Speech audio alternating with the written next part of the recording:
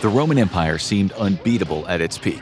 One of the largest empires the world had ever seen, it fended off all of its military foes. It built a complex administrative state that ruled regions from Egypt to Spain to England and as far east as modern-day Iraq. At its height, it seemed like it would rule forever. And today, it's a distant memory. Why did the Roman Empire ultimately fall? Did it meet an enemy too powerful to fend off? Was it undone by an internal conflict? Or did it simply stretch itself too thin? The answer isn't any one of those, and the empire's downfall happened over hundreds of years. To find the truth of the Roman Empire's fall, we have to go back to how it became an empire in the first place, because initially it was a republic with far less territory. The republic had taken over from the previously flawed monarchy, but the people seemed to be calling out for a more unified government. One man was more than willing to answer that call: Julius Caesar, the man appointed perpetual dictator of Rome in the mid-1st century BCE. He started consolidating power, becoming a popular and effective ruler who won many military campaigns, and many of his rivals realized he had no intention of giving up his newfound power. The elites of Rome assassinated him, setting off one of the biggest political crises in Roman history. Civil wars kicked off as many people sought to claim power, and in the end, the wars saw Octavian, the adopted son of Caesar, take power. He continued his father's legacy, conquering nearby territories including Egypt, ending that country's Hellenistic era. Soon he was more powerful than his father ever was, and the Roman Senate responded accordingly. They granted him the title of Augustus, allowing him to rule in perpetuity, and soon no one would dare challenge his power. The plotters who feared Caesar's role as dictator had accidentally created the rise of Rome's first emperor, and he wouldn't be the last. From then, Rome would not only become another monarchy ruled by a series of hereditary leaders, both good and bad, but it would develop hunger for conquest that would envelop a large part of Europe and parts of Asia and Africa. While Italy would continue to serve as the center of the empire, other territories would be organized into provinces, each administered by a local governor with drastically different approaches to leadership. The empire would soon be so large that it would be impossible for one leader to maintain full control over every territory, which meant the provinces would still maintain some level of autonomy, as long as they paid their taxes and didn't cause any problems that would arouse the ire of the emperor. And the system seemed to be working. The empire was stable enough that the next 2 centuries became largely known as Pax Romana. But under the surface, trouble was brewing. During the 1st century CE, religious conflicts started brewing under the surface. The Roman Empire largely worshipped the traditional pantheon, led by Jupiter, and heavily tied to the Greek pantheon led by Zeus. This polytheistic faith was characterized by ornate temples dedicated to the individual gods and a wild lore that made the gods seem rather petty and human. Jupiter's dalliances with human women and gods taking revenge for the most petty grievances were both common staples of the faith in those days, and then came Christianity. Spinning out of the teachings of the Jewish rabbi known as Jesus and his eventual crucifixion by the Roman authorities, this new Abrahamic faith was based off the often persecuted faith of Judaism and largely received the same treatment in the early days. While some of the more dramatic stories, like early Christians being fed to lions, have no historical backing, the Roman Empire saw new faiths as a threat to the establishment. But religions aren't easy to kill. The conflict stayed under the radar, and Christianity was mostly a small faith during those early years, and a wise emperor would have likely focused on maintaining the empire's stability rather than persecuting heathens. But when you have a monarchy, you're often relying on the whims of birth order and genetics, and in the year 177, Rome's luck ran out. The new emperor, Commodus, would soon become infamous for this exact reason. The youngest emperor ever at the age of 15, his rule was dictated by his emotions, which led to recklessness. A teenager making bad decisions when given too much power? Perish the thought. As he was inheriting the empire built by many of his predecessors, it was hard for him to screw up the larger things. But back in Rome, he wasted no time throwing things into chaos. He was known for his fickle and dictatorial leadership style, as well as his love of the gladiator matches in the Colosseum. He would even participate in duels himself, which largely meant anyone who faced off against him would probably be expected to die quietly.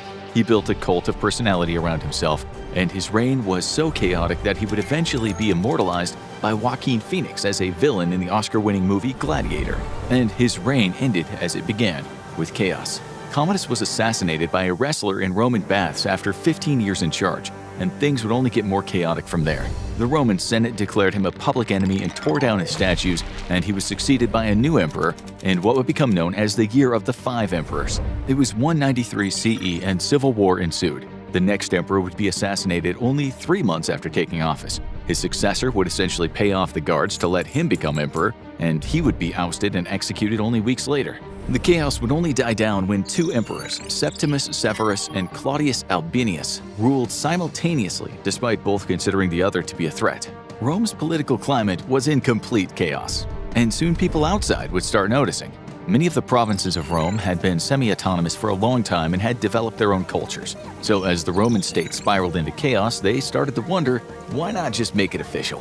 As the Romans struggled through a series of weak, crazy, and inconsequential emperors, often in quick succession, the territory started to break away at an increasing rate. First came the self-declared Gallic Empire, which took most of the territory of modern-day France and England with it. Then came the Palmyrene Empire, which was led by Queen Zenobia and took over much of Egypt and the eastern coast of the Mediterranean, including many key sites in the Holy Land. It was the biggest crisis in Rome's history, but it would bring many changes with it. A series of 3 emperors in the 3rd century would bring this crisis to an end, but the Roman Empire that emerged from it would not be the same. First was Aurelian, who only reigned for 5 years, but had a huge impact. At the time, the diminished Roman military was under attack by barbarian tribes and internal strife, and it seemed like the empire's days might be nearing an end. But Aurelian had risen through the ranks of the military and knew its workings well, and under his reign he fended off the attacking tribes and conquered both the Palmyrene Empire and the Gallic Empire. He surrounded Rome with mighty walls, abandoned provinces that were too much trouble to keep, and improved Rome's economy. Under his short tenure, Rome started to look more like it did at his peak. His successors would build on his work. Diocletian would reign for 20 years and was also a military veteran, but most of the military work had been completed already. He would focus his efforts on improving the empire's stability, which included creating a system of regional courts that would give the empire more control over its far-flung provinces. While the empire had reclaimed the territory lost to the breakaway provinces, Diocletian started expanding once again. And by the end of his 20 years, he became the first Roman emperor to abdicate his position voluntarily, retiring to his palace. But his successor might have had an even bigger impact. The 31-year run of Constantine the Great would be among the most successful in the empire's history. He introduced a new currency, expanded the empire's territory, and reorganized the army to be more effective. But his most significant change was his conversion to Christianity, reportedly spurred on him by seeing a cross in the sky. As the Roman emperor converted, so did many of the citizens of Rome, igniting Christianity's rise to becoming a world power religion. At the end of his reign, the empire's territory was near its peak, expanding as far east as Byzantium. After his death, Constantine left the empire to his sons, starting a dynasty which would then rule over Rome. The Roman Empire looked as healthy as ever, and many people assumed that this was the beginning of a new golden age. So, how could things go so very wrong? The year was 337 CE when Constantine passed away, and while Constantine's reign had been full of successes, there was trouble lurking under the surface. His embrace of Christianity had given the church massive power in Rome, and although many supported him in his decision, there were some who didn't wish for the empire to fall under the grasp of Christianity. Enemies of the state were executed and their estates were given to those he favored. The military was paid well, but soon the soldiers seemed to be engaging in blatant corruption. But the empire was still the greatest power in the world, and it was hard to imagine anyone challenging it. But empires aren't immune from internal strife. In the aftermath of the death of Constantine, the throne of the empire was once again open for contest, and this era led to many conflicts over who would take control. His sons initially ruled jointly, but chaos would follow, and Rome would be plunged into civil war. Many territories were taken over by local leaders, with territories going back and forth at the whims of the military victories. Despite this, the core of the empire was unchallenged. And by 379, a new emperor named Theodosius had risen. A proven general, he would become one of Rome's greatest military leaders and would put an end to the era of strife. But far greater threats were brewing beyond the borders of Rome. As far-reaching as Rome's borders were at the time, it was hard to believe that a nomadic people from a continent away would throw the whole thing into chaos. But the Huns were no ordinary nomads. Fierce warriors, they'd been making inroads into Asia and Eastern Europe, and where they went, people fled.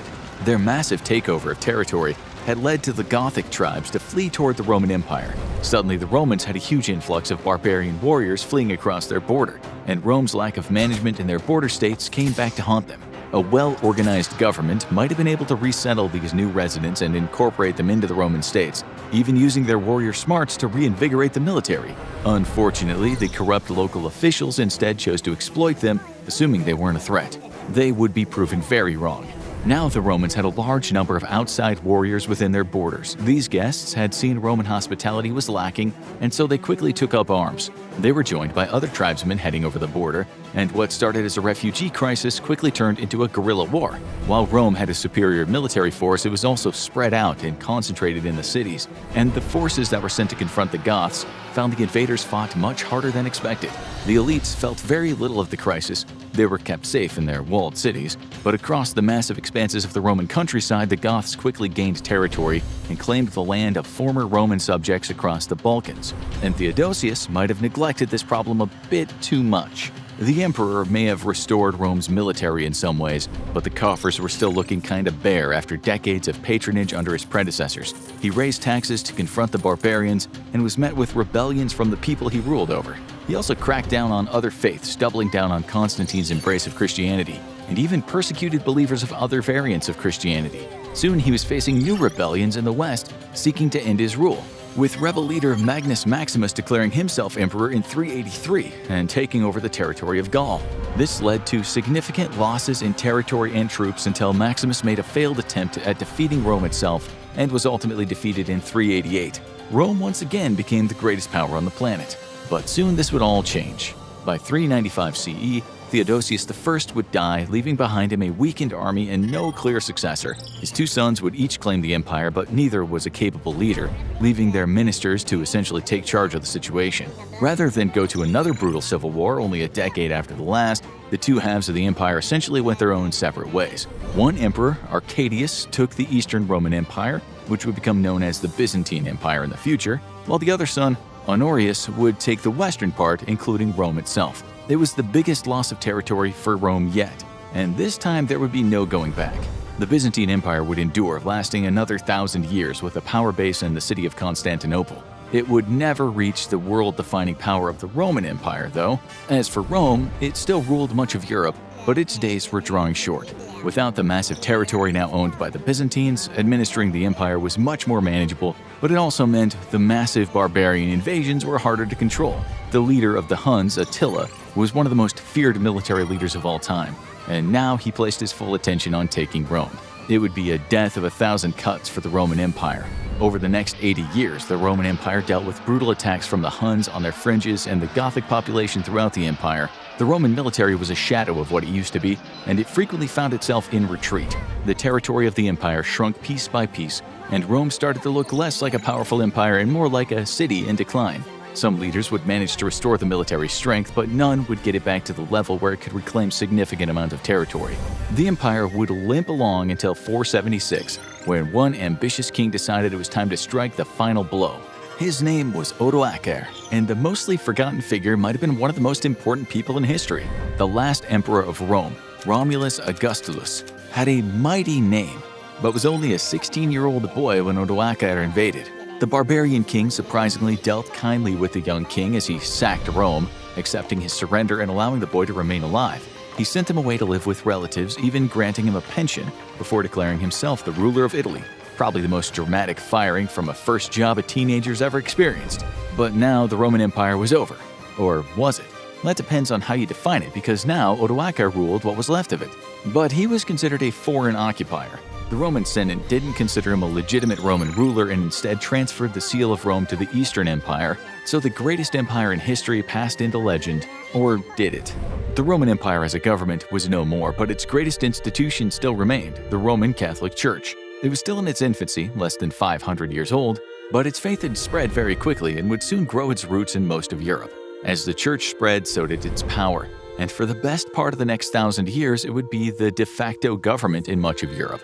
Even kings would answer to it, and few would challenge the Pope's power, until Henry VIII would start his own religion when the church wouldn't let him get divorced. So, while the Roman Empire did not control Europe anymore, the church's legacy far outlived it. But why did the empire actually fall? There's no one reason why the Roman Empire crumbled, but many factors played a role, few bigger than the collapse of its military. Rome's army was once the most powerful in the world, and it attracted the best with good pay. But as the empire's coffers declined, it soon struggled to recruit new troops effectively. This led to emperors filling out the ranks with foreign mercenaries who neither had the skills nor the loyalty of previous armies. Many even came from the invading armies they were fighting, and the effectiveness of their fighting forces suffered. They tried to make up for the personnel problem, but that just made things worse. Many emperors consistently overspent on the military, and that didn't make it any easier to manage. The huge territory they had to govern made it nearly impossible to communicate effectively, and with no email or Teams groups to share important memos, it was often a matter of weeks or months before key changes in policy were communicated. As the empire got larger and larger, this became a bigger problem, and soon the empire was more focused on protecting its key cities than effectively managing its whole territory. But inside Rome, things weren't doing much better. One of the biggest problems with Rome in its last days was the lack of strong leadership, right up to the top. Being Roman emperor was not a great job. Given that it was an appointed position that came with near unlimited power, a lot of people wanted it, and that meant that getting the job came with massive risks. At one point, between the 2nd and 3rd centuries, over 20 men had the title in less than 75 years, and the most common way to be fired from the job was with a knife between your ribs. Turns out Julius Caesar was a trendsetter. When an emperor did manage to hold on to power for years, there was a good chance they would essentially turn the empire into their own personal patronage mill, appointing their allies to powerful positions, and the emperor's bodyguards, the Praetorian Guard, would often take matters into their own hands and assassinate emperors when they became more trouble than they were worth. With a government like this, is it any wonder the empire began crumbling? All of these factors came together, spelling the end for the Roman Empire. For centuries, the Roman Empire had been unchallenged on a military level. Their expeditions would face little to no opposition, and their army could largely sweep into a territory and take it over as they pleased. Conquering the new territories often meant having to build new infrastructure that would increase the quality of life in the region in some ways, as well as enforcing the rule of Roman Empire on its newly acquired citizens. So the army wound up being more of an enforcement arm of the Roman government, and it was no longer prepared to deal with major military conflicts. So when the outsiders, such as the Goths, came calling after being pushed out of their territory by the Huns, the Roman military wasn't formidable enough to maintain its borders. And it all came down to one fatal mistake. If the military was well prepared for the invasion, odds are they could have defeated the Goth armies and defended their territory. They were better trained and had superior weaponry than the Goths, but once the Goths had managed to enter the fringes of the empire, it was going to be much harder to displace them without major military operations. The Romans ultimately chose the worst option of all. They didn't aggressively repel the Goth invaders and defend their borders, but they also didn't welcome them into the empire and take advantage of this new manpower like they could have. Instead, they exploited them and hired them while never letting them develop any loyalty to the empire. And this led to constant civil wars and small military skirmishes, growing tension, and a slow but sure loss of territory. And it all could have been avoided if the empire coordinated a better response to the Goths seeking refuge within the borders of the Roman Empire. Want to learn more about the end of empires? Watch Real Reason Ancient Egyptians Went Extinct, or check out this video instead.